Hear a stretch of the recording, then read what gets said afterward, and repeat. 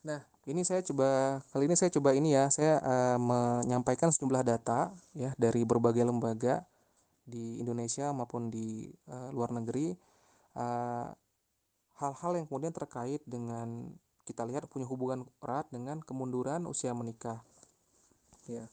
Nah, yang pertama itu adalah pertama usia menikah itu tentang rata-rata usia menikah itu sendiri.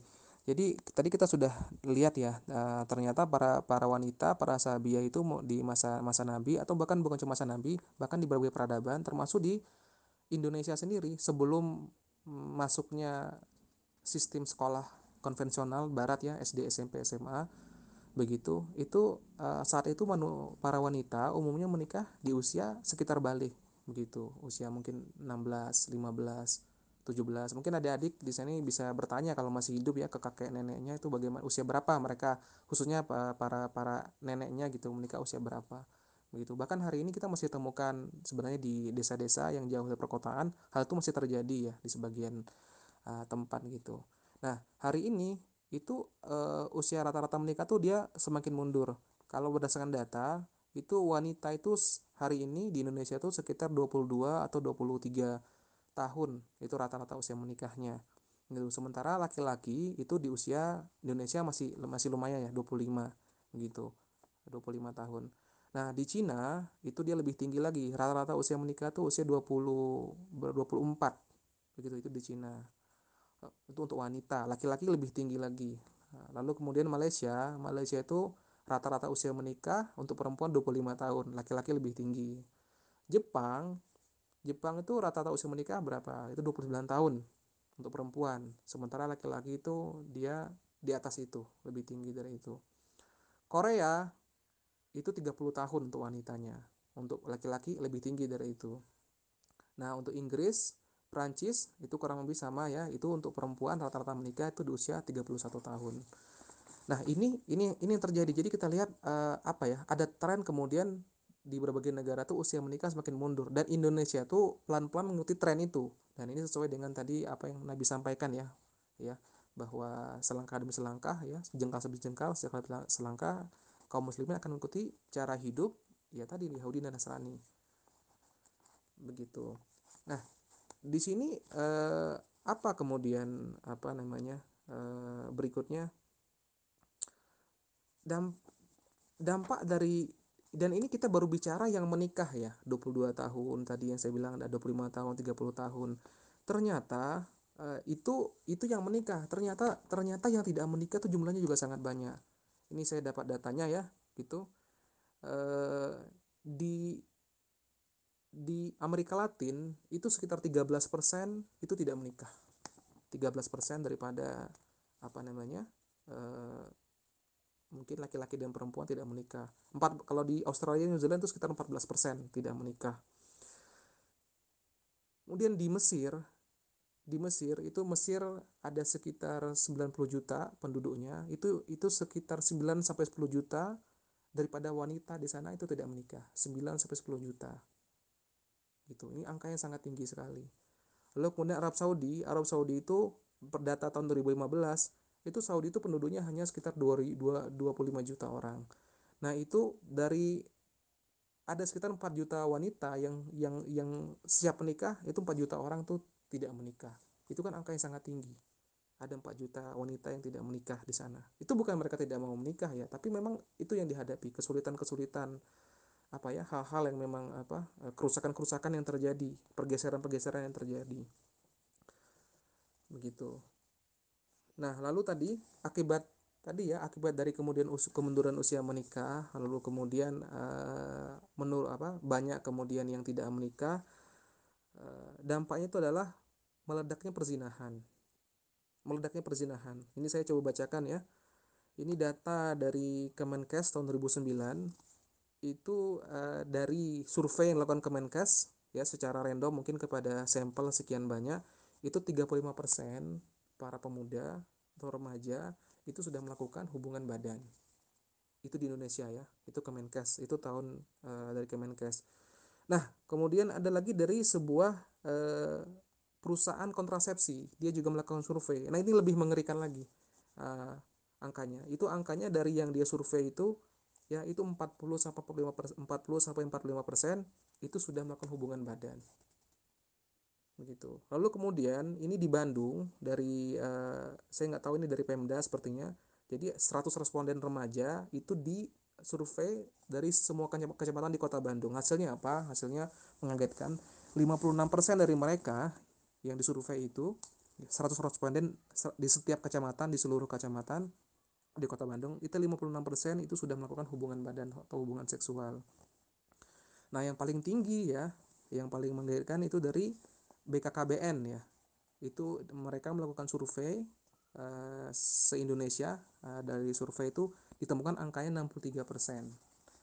Begitu. Nah, jadi saya ingin bilang bahwa ada hubungan yang kuat itu antara mundurnya pernikahan dengan meledaknya perzinahan. Begitu. Ada hubungan yang sangat kuat. Nah, lalu kemudian ini data aborsi ya, data aborsi. Di Indonesia itu tadi kita bicara tentang perzinahan.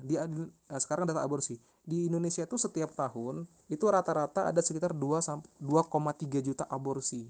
Dan itu kebanyakan dilakukan oleh anak-anak remaja ya. Jadi kita lihat ini ada hubungan ya, ada hubungan antara aborsi anak remaja dengan perzinahan yang tadi terjadi. Nah, di Amerika ya, negara liberal ya, itu lebih mengerikan lagi. Di Amerika itu setiap tahunnya terjadi 41 juta lebih aborsi setiap tahunnya. Ini data tahun 2018 per tahun. Bayangkan 40 juta aborsi gitu di Amerika. Penduduk Amerika sekitar 350 juta. Ada 40 juta aborsi, Masya Allah. Seperti itu. Nah, jadi ini jadi ketika kita lihat ketika menikah itu dimundurkan itu maka semakin semakin dampaknya tuh apa ya, kemana-mana ya, dampaknya tuh dahsyat sekali kepada kehidupan masyarakat gitu. Nah, kita coba kaji sebenarnya apa sebab-sebab diantara yang menyebabkan terjadi ya seperti itu ya, maksudnya apa fitnah-fitnah saya yang kemudian ini terasa di kita di masa hidup sekarang yang mungkin di masa kakek nenek kita tidak ada. Nah, saya coba akan ini. Yang pertama itu adalah fitnah yang kemudian kita hadapi sehingga kemudian semakin penting kita segera menikah. Itu pertama itu adalah ikhtilat. Ikhtilat. Jadi kita hidup di mana kemudian ikhtilat itu sangat ini sekali ya, sangat menonjol ikhtilat ya adik-adik ya. Ikhtilat itu bercampur baur secara liar laki-laki dan perempuan. Begitu. Nah, itu diantaranya karena ya tadi mungkin karena kaum muslimin atau masyarakat Indonesia hari ini mengikuti barat ya, mengikuti barat gitu. Jadi itu yang menonjol tuh ikhtilat tuh di mana? Di dunia pendidikan, lalu kemudian di dunia kerja ya dan sebagainya. Saya pikir dua itu yang paling menonjol di dunia pendidikan dan dunia kerja.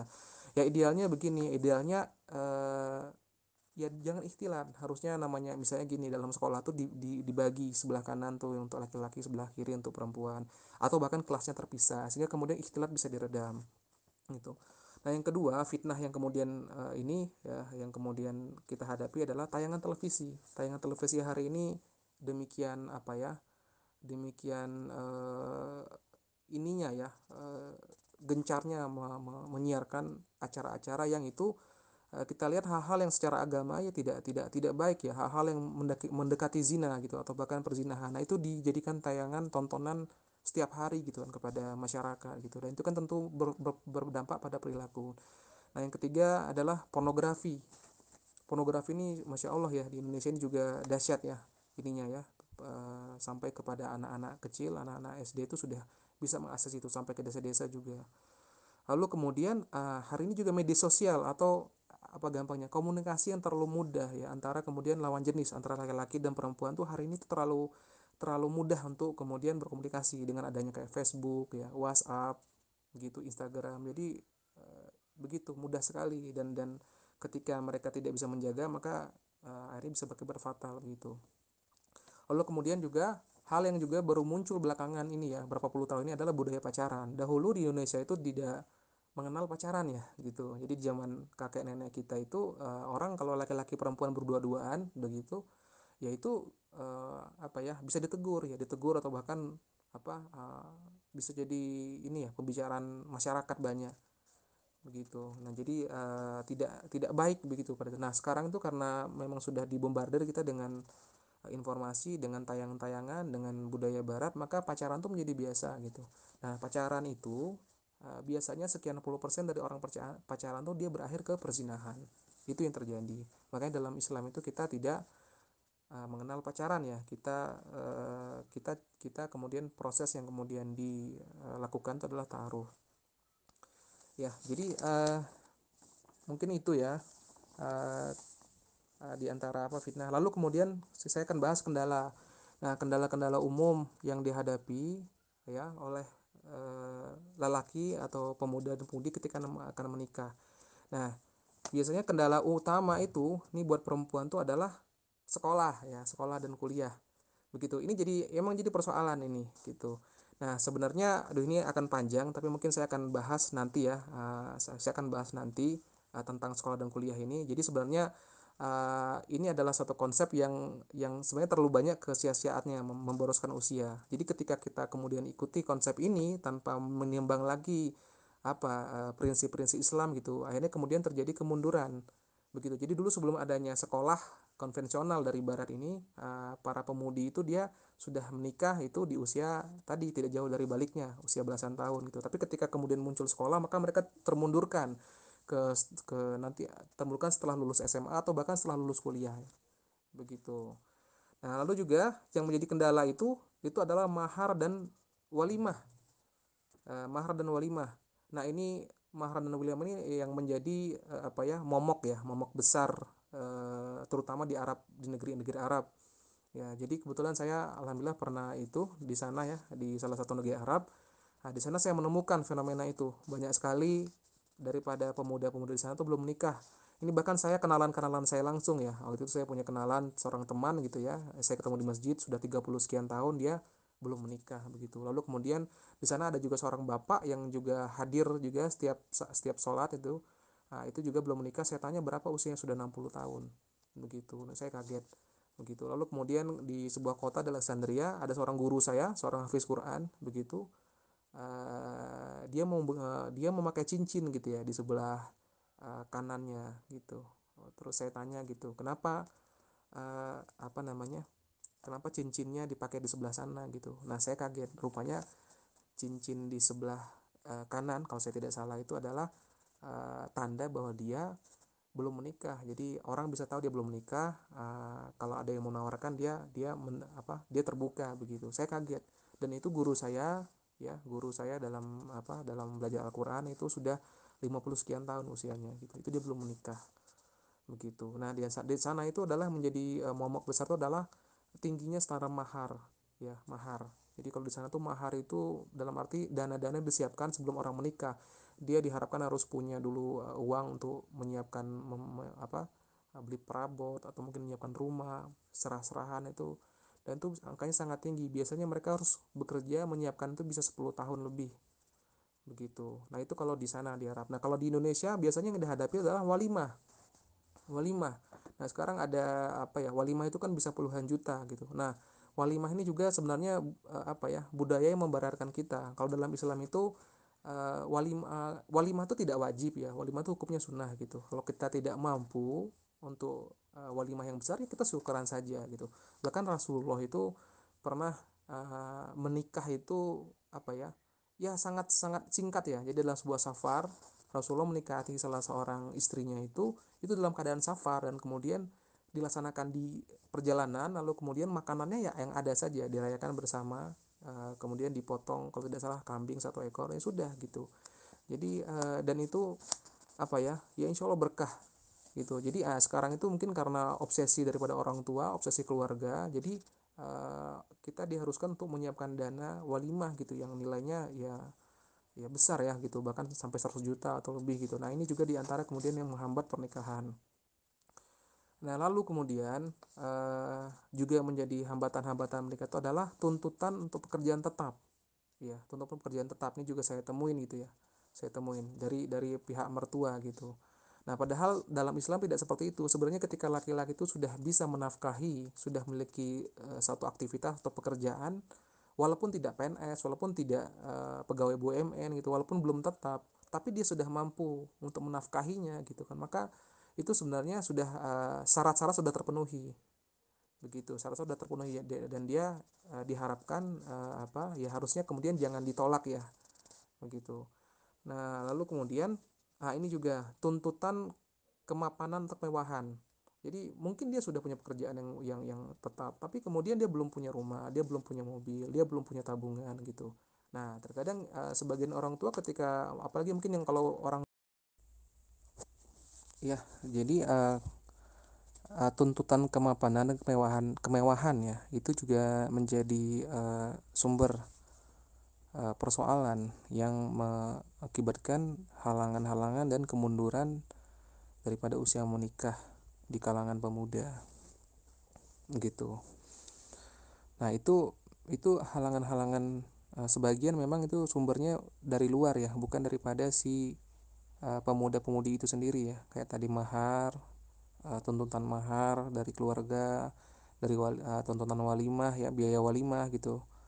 Lalu kemudian eh, pekerjaan tetap ya, maksudnya dari pihak keluarga wanita misalnya menghendaki pekerjaan tetap gitu, padahal eh, apa ya, sebenarnya kalaupun tidak tetap sebenarnya insya Allah ya, tawakalillahi ta'ala, kalau dia senantiasa berikhtiar, dia bertakwa sama Allah, insya Allah rezeki itu Allah yang siapkan begitu. Nah, terkadang kualitas ketawakalan dan keimanan ini yang masih kurang ya di masyarakat kita begitu. Jadi ketakutannya itu berlebihan begitu.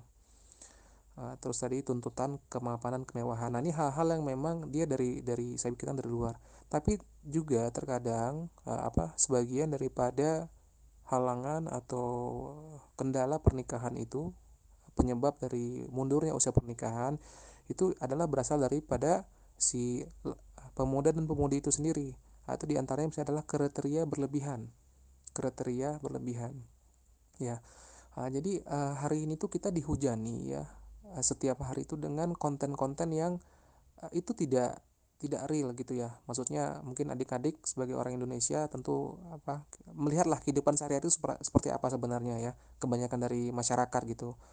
Begitu. Ya begitulah kehidupan sehari-hari kita. Tapi apa yang kita lihat di sinetron misalnya, di telenovela, di film-film Hollywood, di iklan-iklan gitu. Itu kan hal-hal yang tidak tidak sesuai jauh daripada kenyataan sebenarnya.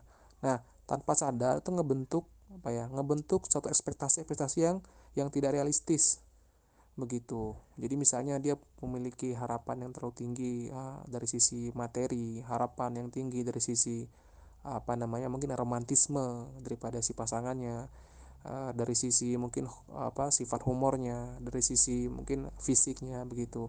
Nah, jadi ini biasanya mereka tuh ketika masih muda itu kebanyakan itu ya saya lihat tuh ya terlalu tinggi ya gitu ya. Saya nggak tahu persentasenya, tapi itu saya temukan banyak gitu. Sehingga apa yang terjadi ya begitu. Jadi ketika datang mungkin yang sebenarnya secara agama baik, secara akhlak baik, bertanggung jawab, tapi mungkin tidak terlalu ganteng misalnya atau tidak terlalu kaya gitu. Nah, itu kan itu ditolak lalu kemudian itu sama sama pihak perempuan gitu. Nah, ini sebenarnya hal-hal kayak gini ini ya, uh, ya itu tidak baik lah begitu. Atau sebaliknya dari pihak laki-laki punya banyak kriteria yang tidak realistis gitu ya. Nah, ini salah satunya saya punya teman gitu ya. Teman saya ini saya saya menikah tahun 2010 ya. Teman saya ini senior saya 4 tahun di atas saya. Itu dari zaman 2009 tuh dia sudah mencari calon gitu ya. Nah, tapi dia punya spesifikasi yang agak khusus karena dia kebetulan keturunan Arab, maka dia mencari juga yang Arab juga begitu. Nah, itu kan tentu tidak mudah ya ketika dia di Indonesia mencari orang Arab dan kemudian sesuai dengan dia, tidak mudah. Sehingga waktu berlalu ya sudah, saya nggak tahu terakhir sampai berapa tahun lalu tuh saya dengar belum juga menikah. Padahal dia di atas saya sekian tahun ya, 4 sampai 5 tahun ya. 4 tahunan lah kira-kira dia di atas saya gitu. Nah, mungkin sekarang umurnya udah berapa ya? Mungkin nol alam udah kepala 4 mungkin begitu. Nah, itu ya itulah, itu salah satunya gitu ya. Saya sendiri dulu sedikit cerita gitu. Tidak mudah ya mungkin hari ini tuh untuk walaupun kita sudah berikhtiar gitu, itu tidak mudah juga untuk mencari kesesuaian gitu. Sehingga 2007 saya itu gagal ya, sempat mencoba bertaaruf itu yang dan nggak berhasil itu 2007, 2008, 2009. Nah, 2010 itu saya baru berhasil. Nah, itu setelah saya kemudian 2010 itu saya kemudian mengurangi kriteria-kriteria yang saya kira tidak substansial lah gitu, sehingga saya cuma menyisakan dua kriteria yang memang menurut saya itu adalah fundamental substansial, di antara salah satunya adalah agama begitu. Nah, mungkin nanti kita harus apa ya, harus mencoba bisa menyaring kriteria-kriteria ketika kita akan menikah, baik dari sisi laki-laki maupun dari sisi perempuan. Sebenarnya apa kriteria yang sangat penting gitu, yang memang berdampak ya, punya pengaruh besar bagi diri kita gitu. Dan tentu salah satu kriteria yang saya kira ini ya, yang memang kita perjuangkan gitu, baik dari diri kita maupun pasangan kita, adalah kriteria adalah agama ya. Mungkin adik-adik sudah sering dengar ya hadisnya ya, tentang dinikahnya wanita wanita dinikahi oleh karena 4 hal gitu ya, tapi yang paling utama itu adalah karena agamanya. Nah, begitu juga kurang lebih laki-lakinya. Dalam satu hadis ya, Rasulullah berkata, jika datang seseorang meminang putrimu yang baik agamanya dan bagus akhlaknya, maka nikahkanlah, karena kalau tidak ya, kalau kemudian tidak dilakukan, maka akan terjadi kerusakan yang besar di muka bumi. Nah, itu yang mungkin tadi kita kita lihat ya, kita lihat apa yang terjadi di misalnya di Arab Saudi yang 9 juta perempuan belum menikah gitu ya, udah siap menikah belum menikah. Nah, sorry, di Mesir 9 jutaan. Di Saudi dari 25 juta populasi 4 juta perempuan belum menikah. Di Indonesia juga mungkin. Dan apa yang terjadi di negeri-negeri Arab itu biasanya adalah itu tadi, tuntutan-tuntutan yang memang menurut saya tidak realistis gitu ya.